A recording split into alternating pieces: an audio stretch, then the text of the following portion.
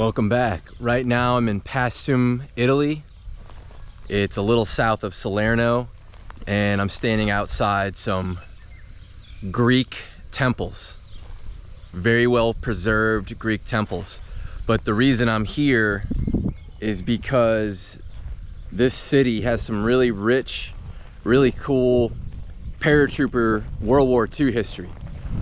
So on the night of 13 and 14 September 1943, the 504th and the 505th Parachute Infantry Regiments would make a jump into this town right here where I'm standing. So beach is right over this tree line. So I'm just kind of walking around right now. I've been asking the locals if there's anything about World War II and the paratroopers specifically, and most of them don't know, or just don't know where anything would be as far as historical markers or anything like that.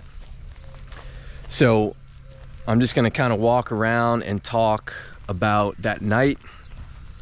So Operation Avalanche, Allied troops under General Mark Clark request, or actually makes an order to General Ridgway, and he says, look man, I need your guys to jump into Paestum, Italy, where I'm standing right now, and set up a perimeter and just do the best you can to fight these Germans back off of us, because the Germans were going to drive the Allied troops who landed at Salerno right back into the sea. So this was a hasty airborne drop. This wasn't planned in advance.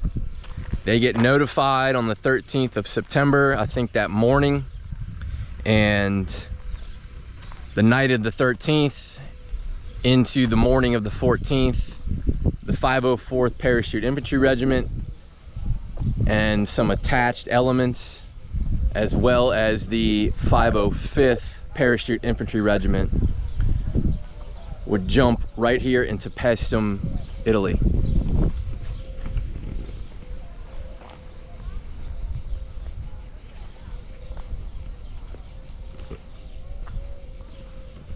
Makes you wonder if back in 1943 if they saw any of these ruins and somehow they didn't get destroyed, but it's pretty cool to see.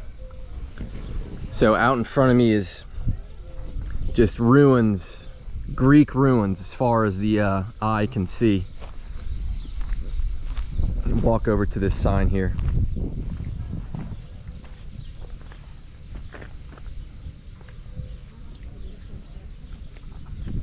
So this was the Temple of Athena.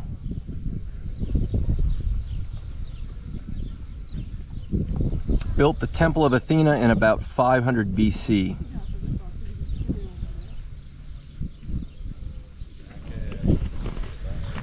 All right, back to paratrooper stuff. So the 509th Parachute Infantry Battalion is also attached or assigned to the 82nd Airborne at this time, right? So they were held in reserve for the Sicilian campaign. 82nd Airborne is in Sicily from the 9th of September up until the point that they received the order from General Clark saying, hey, I need you guys to make this crazy jump into Paestum. So to recap, 504th, 505th Parachute Infantry Regiments jump here. The 509th is tasked with an absolutely crazy mission, and I'm gonna head up there tomorrow, and that is in the mountain town of Avellino.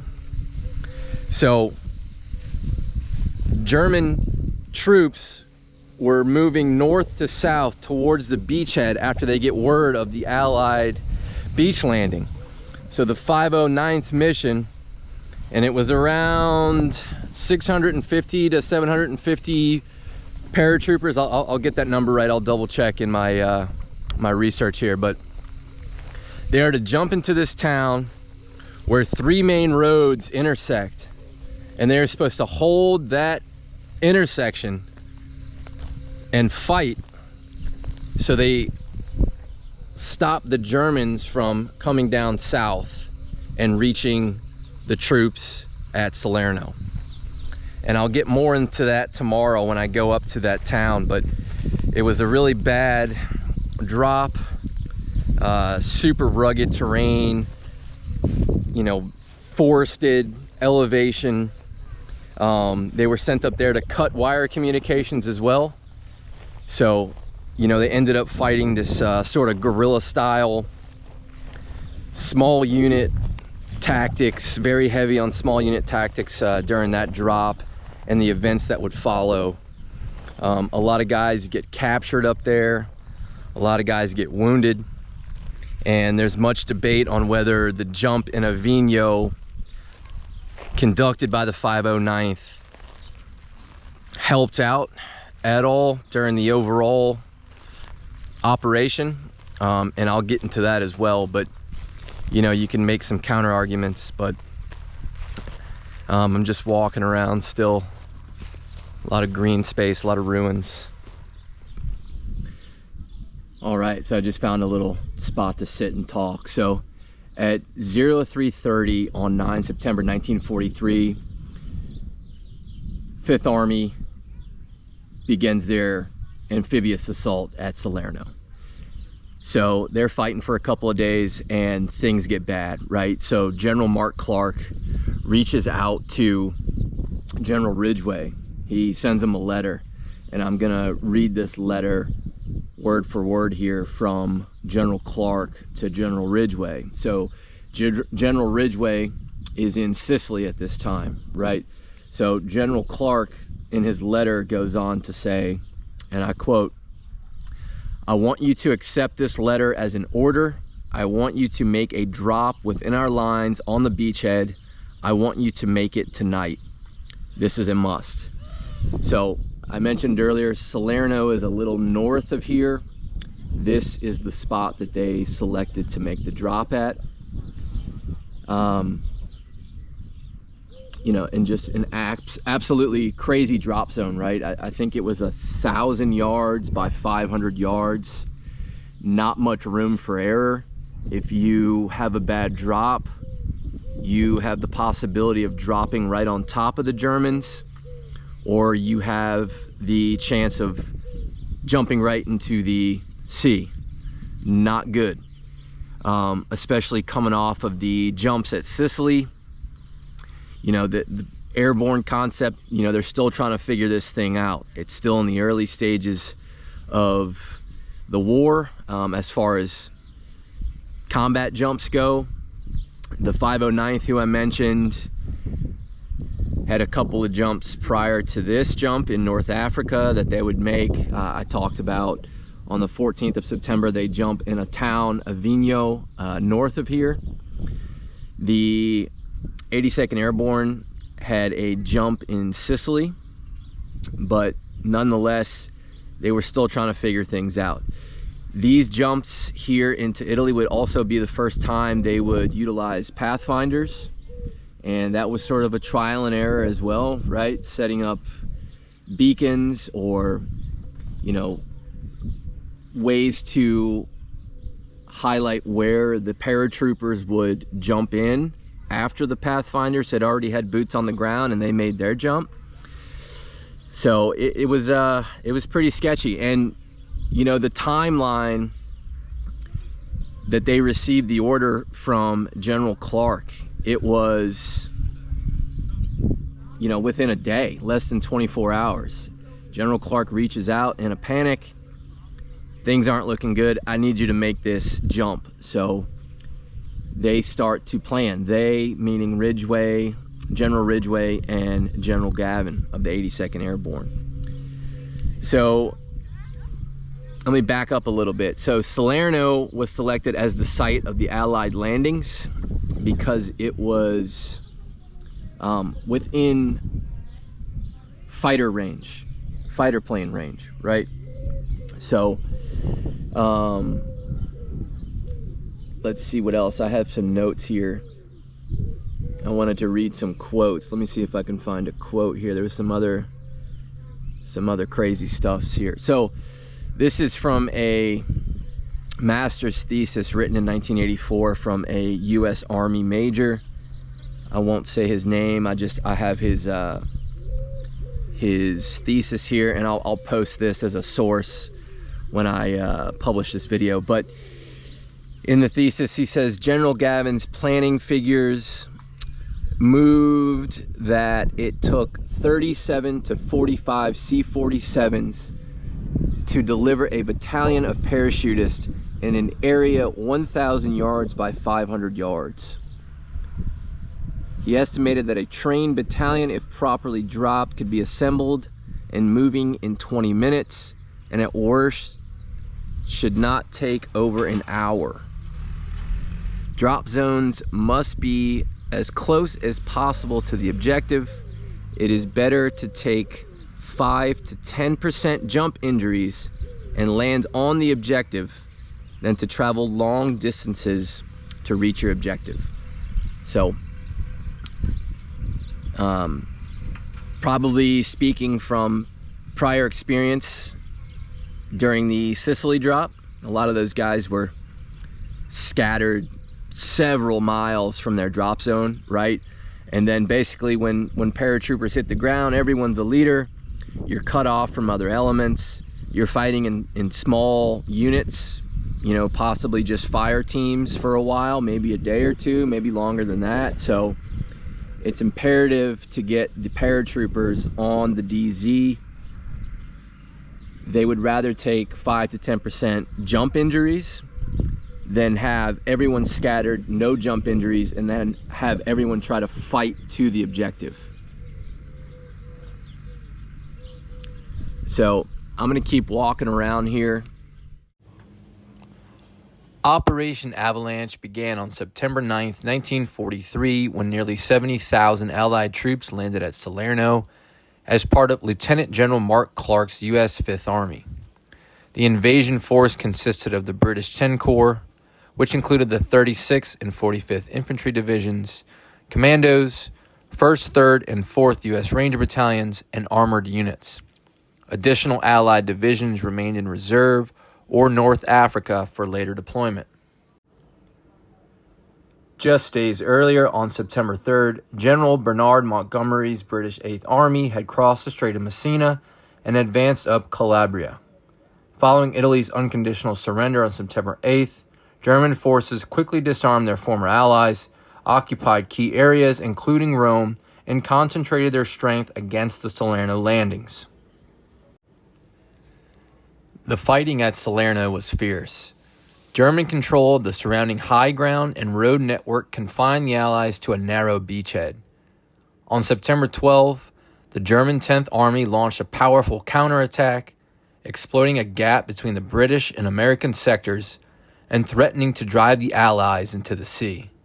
Facing a critical situation, General Clark ordered every available soldier, including cooks and clerks, to reinforce the front while seeking immediate airborne support.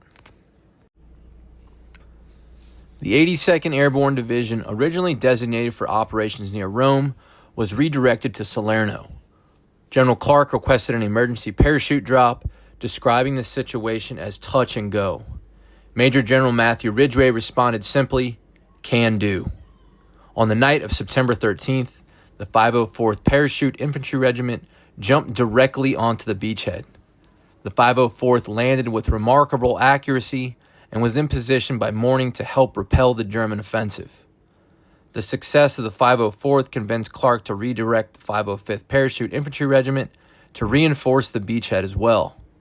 However, the planned mission for the 2nd Battalion, 509th Parachute Infantry Battalion, to seize the strategic crossroads near Avellino remained in place. Located roughly 35 miles north of Salerno, Avellino controlled major highways and the only railroad linking Rome and Salerno. Holding the crossroads could disrupt German reinforcements moving towards the beachhead. On September 14th, Lieutenant Colonel Doyle Yardley received orders from General Ridgway to seize the crossroads south of Avellino and delay German forces. The battalion had little time to prepare, received limited intelligence and maps, and expected only light resistance. In reality, German armored forces had already moved into the area. The mission suffered from poor planning and communication. Updated intelligence was never passed to the 509th. Maps arrived only hours before departure, and many soldiers received only a brief mission overview. That evening, the battalion departed Comiso Airfield aboard C-47 transport aircraft. A Pathfinder team successfully reached the drop zone ahead of the main force, but mountainous terrain blocked their radio beacon. As the main formation crossed the mountains, aircraft encountered anti-aircraft fire, becoming scattered, and many pilots lost their bearings in the darkness. Only 10 of the 39 transport aircraft reached the intended drop zone, dispersing the battalion across nearly 100 square miles of Italian countryside. Although the battalion failed to seize Avellino, its scattered paratroopers disrupted German communications and movement throughout the region. Many fought in small groups behind enemy lines, while others evaded capture and eventually returned to Allied forces. In hindsight, the wide dispersion may have spared the battalion from annihilation, as a full regiment of the 16th Panzer Division had already occupied the area. From the night of September 14th through the following 5 days, scattered groups of 2nd Battalion 509th operated behind German lines. They ambushed convoys, attacked isolated enemy positions, severed communications, and forced the Germans to divert troops to hunt the paratroopers. The widespread drop also led many German commanders to believe the entire 82nd Airborne Division had landed in the hills around Avellino. Captured paratroopers later recalled the German interrogators repeatedly asking, "Where did Tucker land? Where did Gavin land?" The battalion's after-action report credited the 2nd Battalion 509th with inflicting approximately 250 German casualties. Lieutenant Colonel William P. Yarbrough considered the mission a success, noting that German traffic halted for at least a day before resuming under heavy armored escort. Meanwhile, reinforcements stabilized the Salerno beachhead. On September 15th, the 325th Glider Infantry Regiment arrived from Sicily by sea, helping halt the German offensive. The following day, General Mark Clark declared, "Our beachhead is secure and we are here to stay," and 5th Army resumed the offensive. By September 18th, German forces began withdrawing from the Salerno front. Clark praised the Avellino operation, stating that the 509th did a wonderful job and that the mission paid off in big dividends. General James Gavin agreed, arguing the Germans committed far more troops to counter the scattered paratroopers than the Allies had committed to the operation.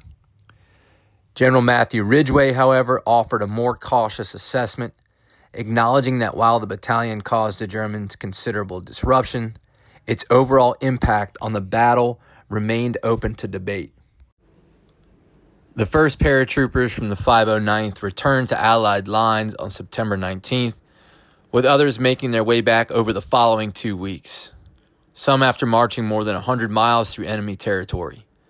Of the 641 men who jumped into Avellino, 115 were killed, captured, or listed as missing.